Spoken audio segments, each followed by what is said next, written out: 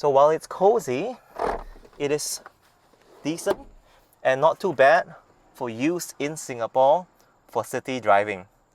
For longer road trips, like going to Malaysia or Penang, I would definitely want to sit in the second or the first row. This is the BYD M6, Singapore's most affordable 7-seater EV. And today I'm going to share with you a review by giving you a tour of the exterior, the interior of the car, which has 7 seats in 3 rows. And we'll go through the driving experience and the charging experience, and I'll share a final verdict on who should be getting this car. Click subscribe to stay updated to more videos on EVs. This is BYD's latest model in Singapore. You can see the brand name over here, BYD. Some of you may know its motto, build your dreams. From the outside, this car looks like the original BYD E6, which we see in a lot of ride-hailing fleets like Grab and taxis. But this car is different. Let me tell you a bit more. Here, this is the most popular color in blue. The car comes in 4 different colors: blue, black, white, and grey. I see the most blue on our streets, and today there are more than 500 of these cars on our roads, despite only launching less than a month ago. This car is really popular, and let me tell you why. The very first reason is because the price is only $169,888, inclusive of Cat A COE and after promotions. That's a very compelling price, because if you look at a comparable car like a Toyota Sienna, a hybrid car, that is 192,000 Sing dollars. Come join me as I show you the side of the car. You've got front LED light panels over here. You've got the tires over here with their BYD rims. And as you scroll down, come down further, you've got NFC card access to lock or unlock the car. There are a few ways you can unlock the car. You can use the traditional key fob, you can use an NFC card, or you could also use the BYD app. So by going to my phone, I go to the BYD app, and you can see it's got the state of charge. It tells you the car. You can lock and unlock the car by pressing unlock. It would unlock the car, like so. You can even, if you're trying to find the cars, you can even turn on the lights and flash them. You can see the lights flashing in the car. So it's a good way to spot your car in a car park. What I wouldn't recommend doing is to press the horn sound, because when you press this, the horn goes on a few times. Demonstration only for this video. Check it out. So you got to enter an operation passcode when you do that. 1.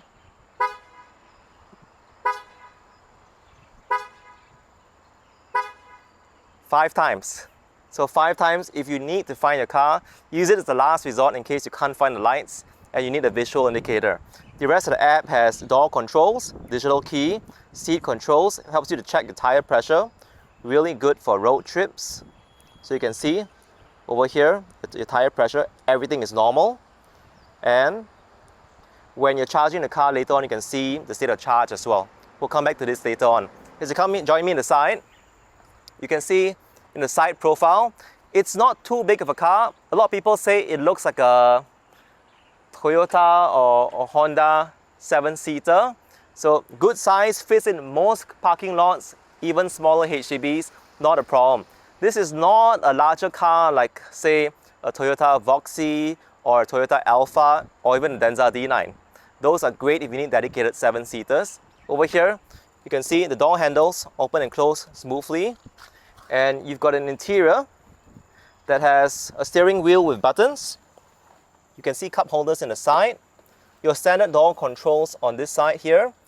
Adjust your side mirrors, lock and unlock, side windows to open and close, child seat, and we've got the new ERP 2.0 with the screen in front of us.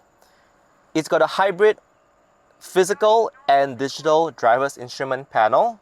So the digital part is in the center, and there's a 12.8-inch screen, touch screen. And with the touch screen, you can also use wireless Apple CarPlay, and a BYD screen can rotate. The rotation is great when you want to see things in a portrait view, and you can click on this button here again on the steering wheel to go back to a landscape rotation, which most of us are most familiar with. There's also a wireless charger on the driver's side, just the right side. This one here on the left is not a wireless charger. There is a gear shift over here, vehicles coming behind when opening the door. and you can see a lot of buttons in the steering wheel. We'll come back to all of these later on when we do a more deep dive on the interior tour. Now let's see what's in front of the car. Is there a frunk in this EV? So we lift here, we press twice, and let's go in front and check it out. So there's a safety latch in the middle. You pull this and then it lifts. So this, you can see, are the front motors of the BYD M6. This is a front wheel drive car.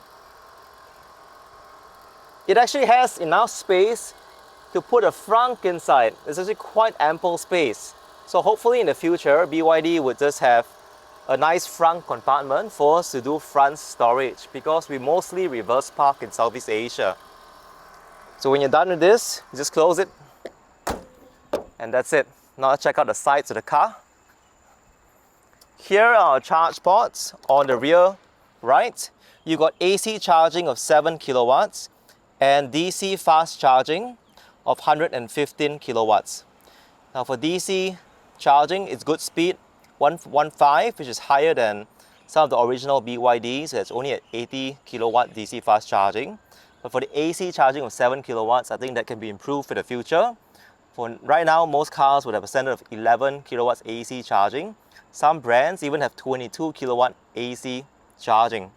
So there's something to improve for the future. To close this, you just cover all these flaps over here and just manually close it. Now let's take a look at the back. Here you see the BYD logo. You see the brand name here, BYD M6. And there's a rear camera, and next to the rear camera, that's where you can lift the trunk. When the car is in a 7-seater 3-row position, it's got 180 liters of trunk space.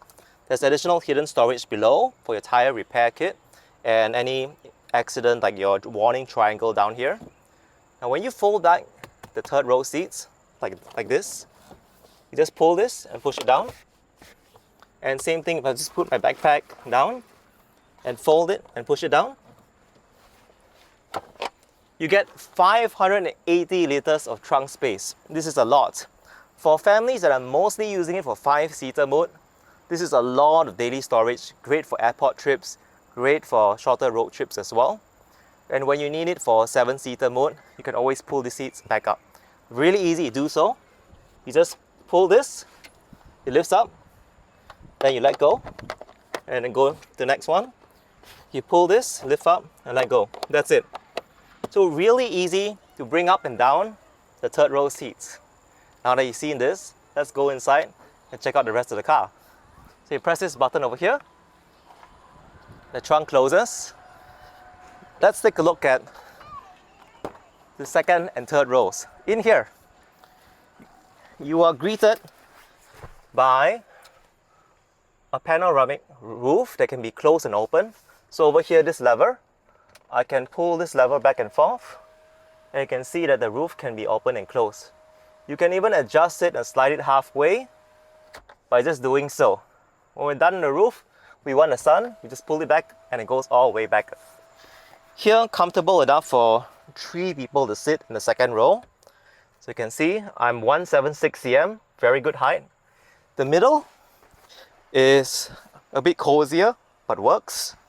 And here, you've got aircon controls. So you can see, you can turn on to change the aircon speed in 2nd row. There's a bit of storage down here, maybe for phones. And we've got USB-A and USB-C charging on the 2nd row. Simple interior that just works. Aircon vents here in the 2nd row on both sides. You've got interior lights, door handles, and now let's check out the 3rd row. To open and access the 3rd row, you got to pull down the seats. The 2nd row seats are in a 40-60 configuration. So over here, you follow me as I just lift this down and pull this down, and that's it. And you just get in. You can see that it fits 2 people behind. So I move to the side, it looks like that. I can lift this up as well, so that I get a bit more headrest. So as I do so, you can see this is my headrest space. And if I close and just pull back the seats, like that, and like so, this is my seating condition here in the third row. If you just look down here where my legs are, you can see that my legs are able to slide underneath the chair, the second row chairs, and there's also an armrest over here on my right. There are cup holders on both sides. So while it's cozy, it is decent and not too bad for use in Singapore for city driving. For longer road trips like going to Malaysia or Penang, I'll definitely want to sit in the second or the first row. Here, very good for kids and very good for adults for short trips. So here we also have the third row aircon vents up here. So you can close them if you want to, or there's no one in the third row. And same thing on the other side. And the handles as well on the third row. There's also a small window, so the third row passengers can also look out and enjoy the view. And third row passengers also get to enjoy the full panoramic roof above us. Now that we've seen the front two seats, in order to get out, just pull the seats back again and close. Really seamless, really easy. This car, friends who have test driven it says everything works, there's nothing to complain about. At this price point, this is one of the most compelling EVs to get. Let's go back to the front seats and let me give you a tour of the front interior and head out for a short drive to a nearby EV charger. See you in front. Welcome back to the front of the BYD M6. Now let me give you a more in-depth tour of the front. So you saw earlier this 12.8-inch touchscreen has their built-in user interface from BYD. Aircon controls are over here. And when you go to the home, you can slide to go to Apple CarPlay or Android Auto. The good thing is, both are wireless, so I put my phone down here in the wireless charger and it will charge. You can see wireless charging in progress on the screen, and I can click on Apple CarPlay. And then it goes to all your standard Apple CarPlay controls like your map, or your music, or your phone. One drawback on the current user interface is, if I want to change my fan speed or my aircon speed, I've got to actually go out of this menu, and so either click here and tap like that to change the aircon. That's one way of doing it. Or if let's say I'm in Apple CarPlay, I got to click on this and go back to BYD app and click on this to change the aircon. So I hope in the future software versions, BYD gives us a more seamless way to just change the aircon fan speed without exiting Apple CarPlay. Less steps. Another thing in front is that the two front seats have ventilation. So you can see over here, I can turn on the ventilation for myself and also for a videographer. So now you feel the cool air in the seats. So as you look on my side, the air feels like it's coming from inside. There's two levels, there's level 1 and then level 2. You can hear a little bit of the seat ventilation as we do that as well. And when we want to turn it off, you can just click off here, and then the ventilated seats are off. There's a built-in air purifier. It shows you the PM settings. And when we're done, inside here you can change the layout of the user interface. So you can see it's not too bad. It's quite responsive, easy to use. I really go back Apple CarPlay. I click Apple CarPlay. That's it. I go to my map. In front, on top, you've got the two lights over here by pressing these two buttons, cabin lights. This button you saw earlier to control the sunroof. So it's a very hot day, you now have the option to turn this off, to close it. Because in some modern EVs, whether you like it or not, the glass roof is there. This one allows you to close it. Here is for your sunglasses, so good for road trips when it's a sunny day. Vanity mirrors are over here.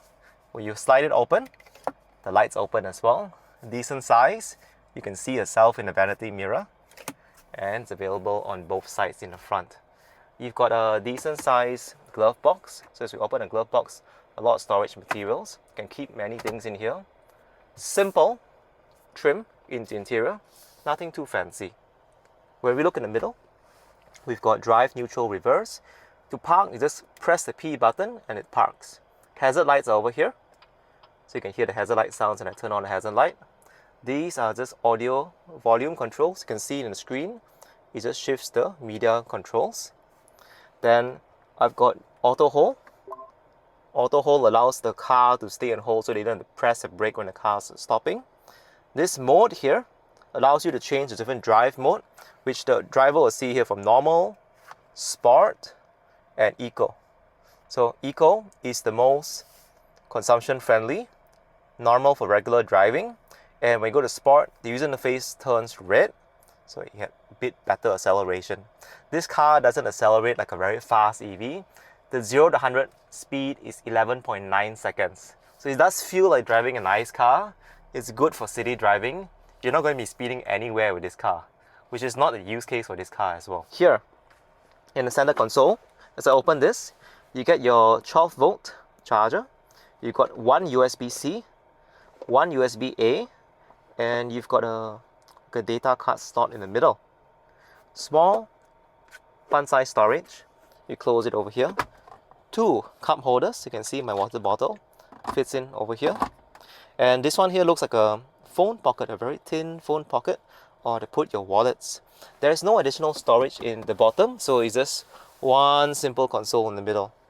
Now that we're ready to go, we're going to go to the zoo and the new bird park because there are a lot of EV chargers everywhere, including the bird park. So the new bird paradise. So on my phone, I just go to bird paradise, I click on directions, and then I just click start and CarPlay, and everything starts here seamlessly on the screen. We're ready to go. My seatbelt comes on, and in this short 16-minute drive, we'll showcase a mix of city, street, and highway driving, and talk about the driving experience. So we're ready to go. I press my thumb down, pull down to go to drive mode, and the car is ready to go.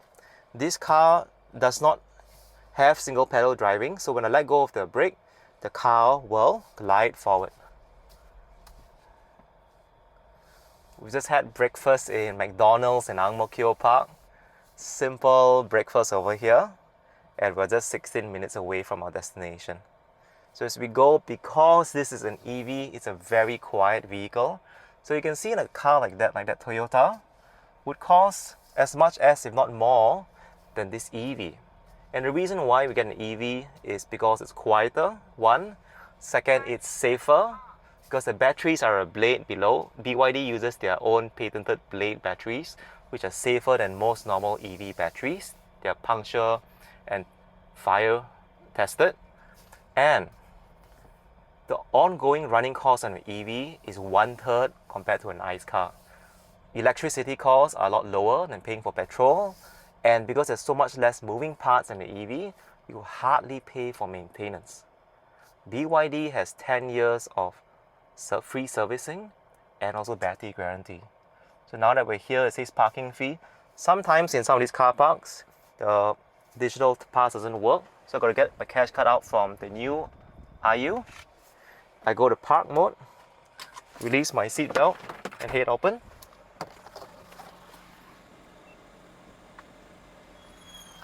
And there we go, that's it. So it's not too inconvenient to access your cash card now. You just got to get used to it on the other side instead of here in front on the old IU. Seatbelts back on, go back to drive mode, and here we go. So we're turning out on the city streets in Ang Mo Kio. You can hear the turn signals, traditional turn signals. Good visibility on both side mirrors, large side mirrors, and they've got the triangle blind spot indicators. So head on out. So I have to hold the brake to slow down the car, put on my indicators, and make a turn. Acceleration is okay, it's like a nice car. 0 to 100 in just 11.9 seconds. This car has a WLTP range of 440 kilometers. So real world range around 400 km, which is decent. You could go to KL without charging if you wanted to, because Singapore to KL is 350 km. Realistically, along the way, there's so many EV chargers, especially if you're taking a road trip to 7-seaters, you're going to want to stop in between. And most rest stops between Singapore to Malaysia to Thailand now have EV chargers. As we come to a close, I just tap the brake, and once the brake is on, I've got auto hold, you can see here, and also in the driver's instrument panel. So when I let my foot off the brake, the car won't move forward. One thing to take note of is when the car is on Apple CarPlay mode, if I try to rotate the screen by pressing this button, you'll say rotation not supported. So for Apple CarPlay, you can only use it on landscape mode, which is not a problem. You see the motto here, build your dreams, on top of the front row aircons. So you can see that my phone is charging here on the right side. If I put it on the left side, there's no charging. So the charger is only on the right side. Hopefully in future versions, BYD provides 2 charging pads. So for now, if you are a passenger, you've got to use the cables here to charge your phone. The ride height is higher compared to a sedan, so you got a good head visibility. Some of my friends who are new to EVs, they wish that this whole big black box was a bit smaller. In here contains the cameras, the front-facing cameras. That's why it's big. And a lot of owners are still using these black view cameras. Hopefully in future versions of BYD, they just allow you to access the built-in cameras on the car for dashcam footage, so that you don't have to install extra separate cameras. The seats in front are comfortable. You get good visibility all around. You can see the triangle lights up for the blind spot indicator in the camera, in the side mirror. So when there's no vehicle in the blind spot, the triangle goes away. So it helps you to lane change with confidence. Later on, as we go to the larger roads, we're going to turn on the adaptive cruise control over here. So this button on the left of the steering wheel will turn on what BYD calls the Intelligent Cruise Control, or ICC. And when I stroke up and down, it will increase or reduce the max speed by 5 km per hour. These 2 buttons change the car forward distance. So I want to reduce the forward distance, I click on this. If I want to increase the forward distance, I click on this over here. And at any time when I want to see my 360-degree cam, I can press this button here on the left that reveals all the cameras around my BYD. And when I'm done seeing the cameras, I press the same button on the steering wheel and it goes back to whatever I was seeing. So when I'm here on a larger road, I can click on this button to turn on Intelligent Cruise Control. When I do so, I can now increase the max speed and it will follow the car in front of me. So my hand is not on the steering wheel, my foot is not on the accelerator or brake. The driver is always in control. You saw it slowed down when the Mercedes was making a lane change to the left. And now that there's more space, the car is speeding up to just maintain a good forward distance with the other brown car in front. Intelligent Cruise Control on BYD works best in the center lane when there are well-marked lanes on both sides, and especially on highway drives it's good. On smaller city streets or curvier roads, you may still feel more confident driving manually. You can see that we're merging to the highway. So my foot's fully on the accelerator. This is the max acceleration speed. Not super fast, but good enough to get us to where we need to get to. So as I lane change towards lane 3, I can now click on the Intelligent Cruise Control button again, and you can see that the car is driving by itself. Even with a curve coming up in front, the car is handling gentle curves with confidence. I've got 4 kilometers of straight roads. All this time, the BYD Intelligent Cruise Control does its best job on larger roads when you're in the middle lanes and when the turns are not too steep. So you can see everything's going really well. It's slowing a bit down to keep a forward distance away from the bicycle as well. And if I want to go to a bit of faster lane, I go to lane 2. When I'm done, I click on Intelligent Cruise Control again, and the car continues proceeding by itself again. This makes longer drives and road trips more convenient and more relaxing for drivers. You can see it's doing a good, competent job, especially in ideal conditions, like in daylight, not too steep turns, handling it really well. Now all this technology, they're not perfect. The driver is ultimately in control, so you always want to make sure that you're ready to intervene at any time. But otherwise, the past few minutes, the car has been doing all of the work. My hands are just on standby in case I need to take over. You can see it's confidently taken over many other cars in other lanes. It's keeping a good forward distance from the taxi in front of us, the blue taxi in front of us. And when we're ready to make an exit, just 2 kilometers out on the left, I can tap on the brake or press this button again to turn off the cruise control, and I make my lane change manually. On higher road speeds, you'll notice a bit more road noise in this car. So the cabin noise isolation can be improved in higher speeds. This would be much better if, let's say, you were on a BYD Seal, which is a more premium vehicle. The BYD Seal, it starts at 180,000 Sing dollars. This is the more affordable car meant for family use. So let's take a look, a little bit more road noise here in the higher speeds. And we're going to make our exit very soon to Mandai Road. We're now here at the car park of Bird Paradise. A lot of renovations been happening in this area, and there are many EV chargers across all levels of this car park. So you can see as we make our way up, the car parks are going to be near the exit ramp of Bird Paradise. There are also additional SP chargers on the main multi-story car park nearer to where the River Wonders, Night Safari and Singapore Zoo are. You can see that Bird Paradise is very full today on a Sunday because of school holidays. We've got Bird Paradise membership, zoo membership, and I bring my daughter here quite regularly too, usually once a month. We're going to take charger 3 on the furthest end of the wall. So here's a good opportunity to experience the reverse and parking camera. So I go to reverse gear, and you can see over here that the reverse camera comes on. You can see the indicator lines helping guide us into our parking bay. As we make our way all the way down, you can see that this car is not too big, so it's actually quite easy to navigate. Just one small adjustment and reverse again.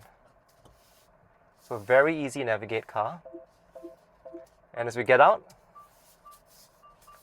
we'll showcase the charging experience. So once you're done, just press P, park, and that's it. Now let's head outside, charge the car, and wrap up with the final verdict on who this car is for. See you outside. Welcome to the EV chargers here at Bird Paradise. Come join me behind. You can see behind that these are Shell recharge chargers. So just plug in the AC chargers, remove the charge port and plug in over here. A white light comes on, and now the next step, we get the app. So if you have the Shell Recharge app, go to the app and you can click on the QR code, to scan the QR code, click scan QR, and we'll scan this station ID QR over here. When it's done, you can see that it shows 69 cents per kilowatt hour and up to 22 kilowatt AC charging. Now this car will not charge at 22 kilowatts. This car only accepts up to 7 kilowatt AC charging. So hopefully in the future, BYD can bring it up to at least 11 kilowatts AC charging for all of their vehicles. When you're ready, it says pay a credit card, click start charge. And once you do, you can see that the charger is turned on. That's it. Really simple and seamless to charge your EV anywhere throughout Singapore. So as we step forward, the BYD M6 can benefit from more than 15,000 available public chargers in our country. And Singapore government is committed to building a lot more EV chargers as EV adoption in our country rises. This year in 2024, more than 1/3 of all new cars sold are EVs. And I estimate by next year, more than half of all new cars sold in Singapore will be EVs. Let's head to the front as we recap who I think this car is for. The BYD M6 is an amazing car for anyone considering a 7-seater EV for their family. In fact, if you're considering an affordable 7-seater, EV or non-EV, if you compare with other comparable options like the Toyota Sienna or the Honda Freed, this is by far the best option for anyone to consider. This car has a lot of pros going on for it. Very spacious interior as you saw, 3 rows, and most people would actually be driving a lot of the time with just 2 rows. So when you fold down the 3rd row seats, you get up to 580 liters of trunk storage space, which is a lot and more than enough for most of us. The range is good, 440 kilometers WLTP range, which means in real world it's around 400 km.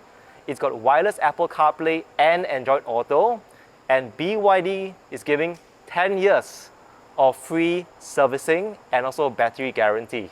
That means you got peace of mind when driving this car. BYD is now overtaken Toyota as the #1 car brand, not just EV, but all cars in Singapore, which means that you have a lot of support from BYD. You got peace of mind knowing that this is a brand that many people are driving, not just today, but in the years to come. I wish that BYD would also allow us to have trunk storage because you saw ample storage space in front. So this car isn't perfect, there are things that can be improved. The noise isolation, especially at higher speeds, can be better. The AC charging speed should go up from 7 to 11 kilowatts in the future. And I think that this car is going to be seen a lot in our roads. Today, less than a month from launch, there are already more than 500 of BYD M6 in Singapore. In my blog alone, I've seen 3 BYD M6. So I know this car is going to sell really well. If you are considering an affordable 7-seater at any time, this is a must-consider option. Let me know what you think down in the video comments below. If you found this video useful, please click the like button. Thank you so much to the BYD Singapore team and the Vantage Auto team for the opportunity to allow me to test drive this car for the past 3 days. I enjoyed it a lot. Friends who experienced it want to get a BYD M6 as well. If you're looking for a 7-seater, this is the best choice for budget options. If you need something more premium, then a Denza D9 would be something to consider. This car is 169K. A Denza D9 is about 290K. And if you compare the old school versions, legacy cars like a Toyota Alphard, those are 375K, a lot more. Click subscribe to stay updated to more videos on EVs, and I'll see you all soon. Have a good weekend.